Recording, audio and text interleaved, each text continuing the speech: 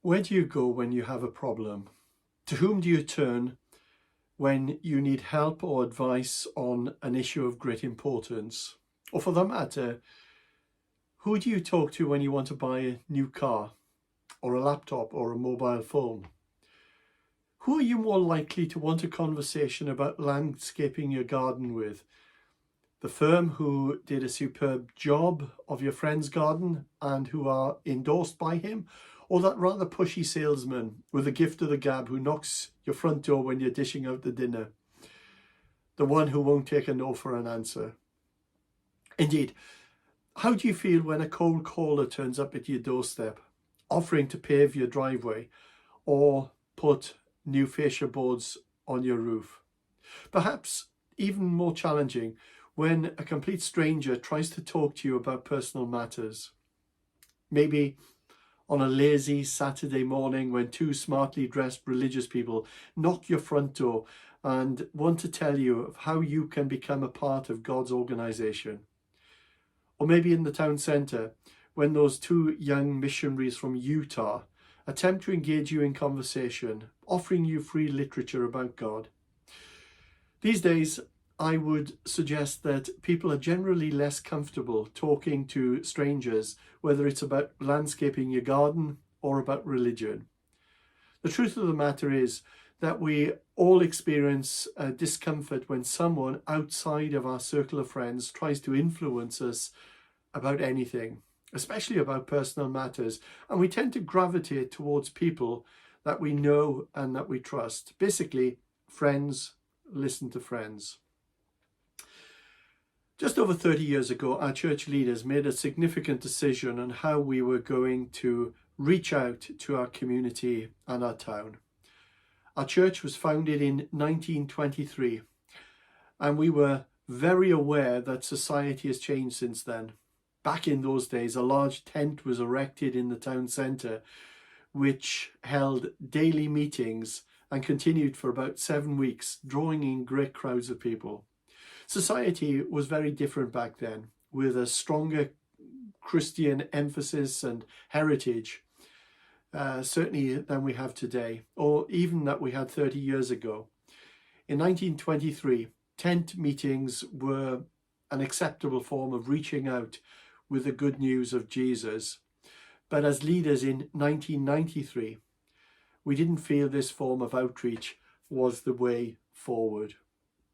We believe that the key to reaching out to our town is to rub shoulders with people in our community day by day and to live attractive lives which demonstrated our message of Christ's love, a message that demonstrated kindness and compassion, grace and mercy, making sure that our actions endorsed our words.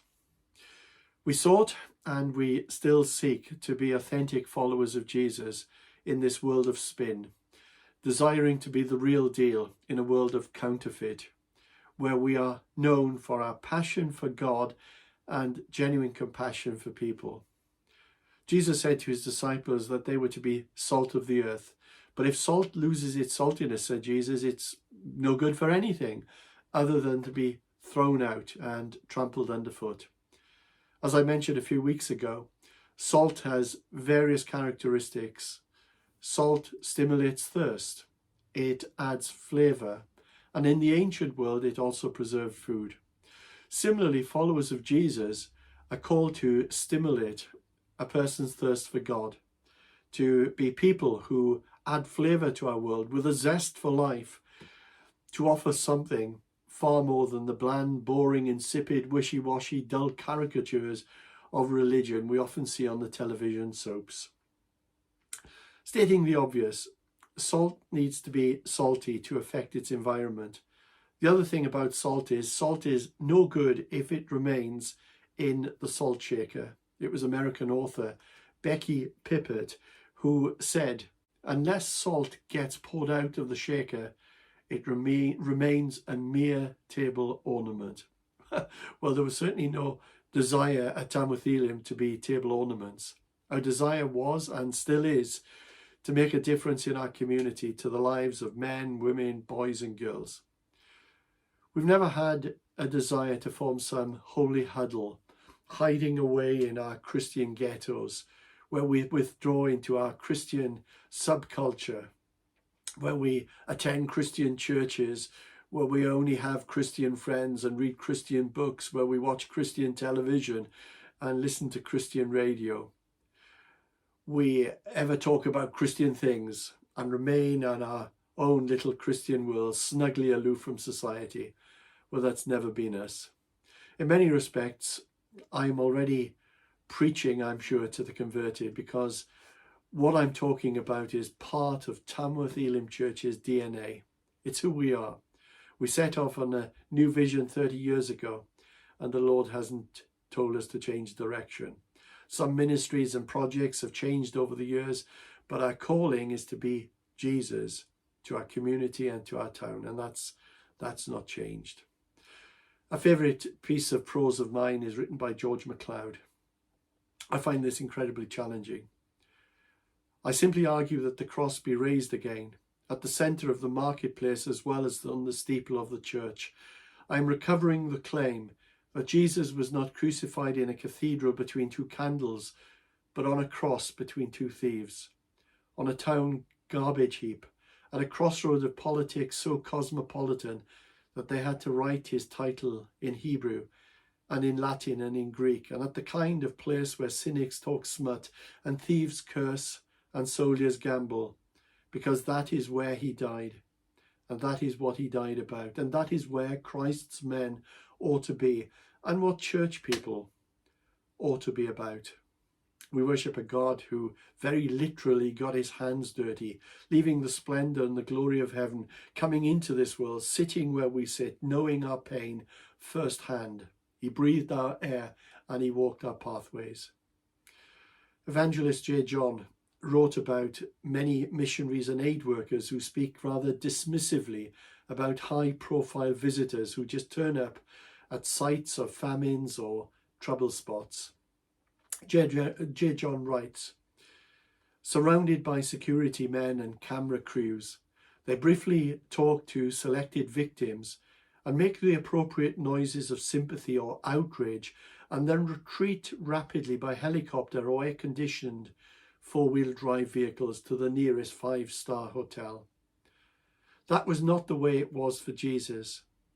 His was no hit-and-run operation, arriving for a night, holding a rally and hurrying off the next morning. He took time to build friendships and trust with those around him and calls us to do the same. I've discovered over the years that people are not usually converted through Bible texts pushed through the letterbox, nor God loves you messages on the internet, nor Jesus saves you banners trailed across the sky, nor by shouty evangelists with tinny microphones in the town centre declaring to us that the end of the world is nigh. Jesus taught us how to reach out. He came to where we are. He left the splendour and the privileges of heaven. He broke down barriers rather than erecting them. He befriended those who were regarded as outcasts in society. He invited children to come to him when others turned them away. He reached out with compassion to the sick and the disabled, and sat with a Samaritan woman of ill repute at the well, potentially tarnishing his own reputation by even talking with her. Despite the cultural, religious and moral barriers, Jesus believed she was worth reaching out to. Jesus touched lepers when others would stay at a safe distance upwind. He was simply not interested in maintaining social barriers or upholding societal norms. He valued each person as an individual and unique, and recognized their worth in the eyes of God, and he calls us to do the same.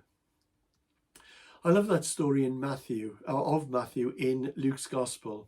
Matthew was a tax collector. He was also known as Levi. It's a great story found in Luke chapter 5, verses 27 to 32. After this, Jesus went out and saw a tax collector by the name of Levi sitting at his tax booth.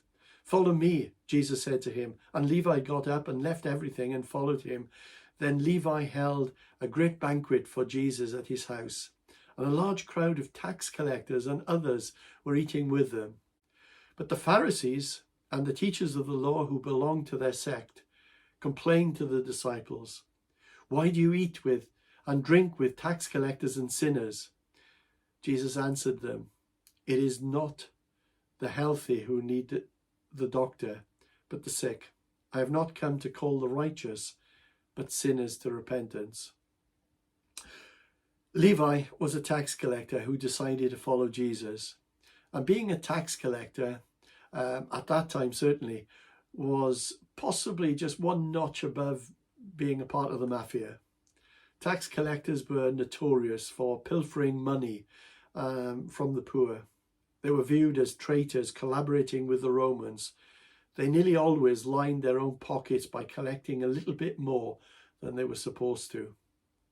But when Levi followed Jesus, he had an immediate concern for his friends, the other tax collectors, those who had not met Jesus. His natural desire was to help them find who he had found himself. But how was he going to do this? He'd never been to an evangelism seminar. He hadn't graduated with a theology degree. He didn't have any printed materials. All he had was a heart filled with compassion for his friends. I wonder what strategies ran through his mind. I wonder if he said to himself, "I'll bring my tax collecting colleagues to the temple to listen to some great rabbi reading the Old Testament law in Hebrew. Lessons in Leviticus. That should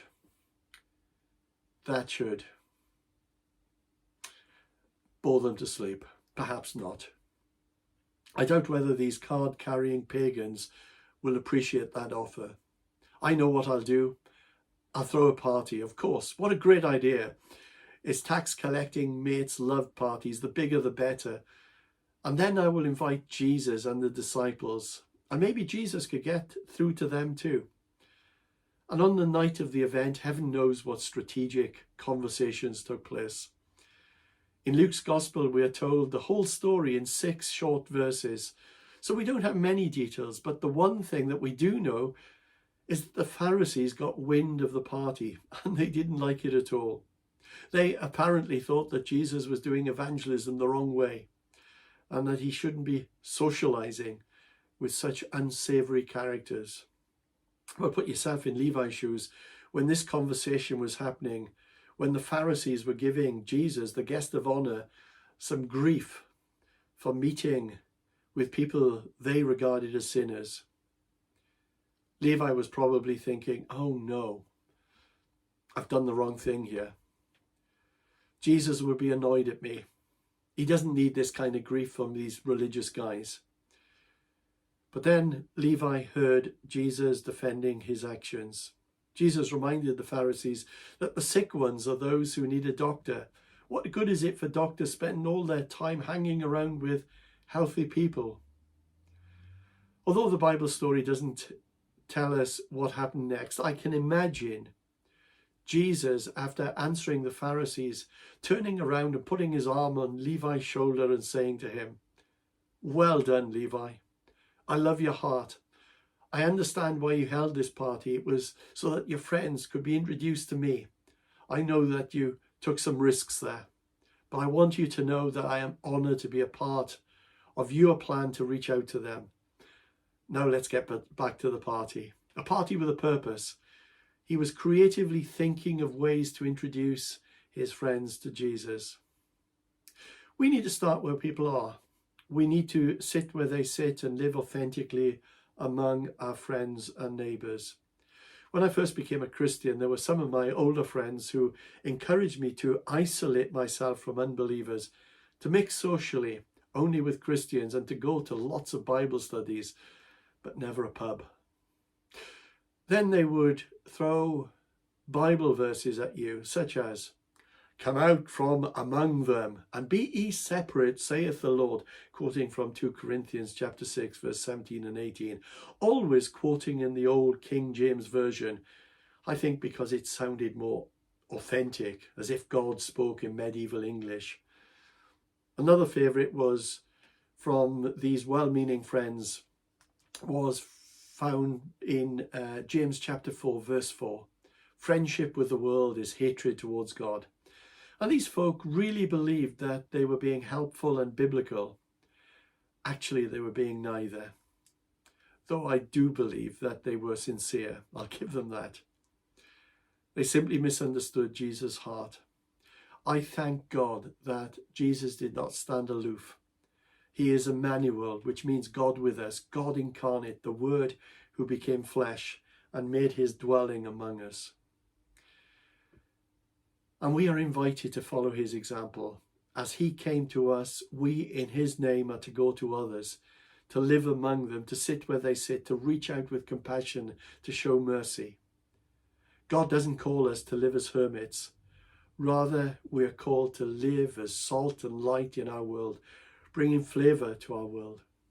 It was the Apostle Paul who claimed that he had become all things to all people in order that he might save some. To the Greeks, he said, I've become like a Greek to win the Greeks.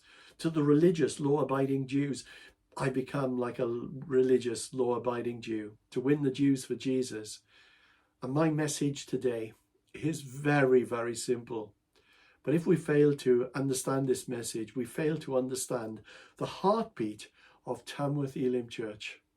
Over the last 30 years, we have continued to rub shoulders with people from all walks of life, often the most marginalized and poor. We've sought to live attractive lives, lives that spread the fragrance of Christ in our world. We aren't perfect. We get it wrong sometimes. We're human, we're frail, but we choose to act justly, love mercy, and walk humbly with our God. Scottish theologian William Barclay wrote, Christianity should not be visible only within the church. A Christianity whose effects stop at the church door is not much use to anyone.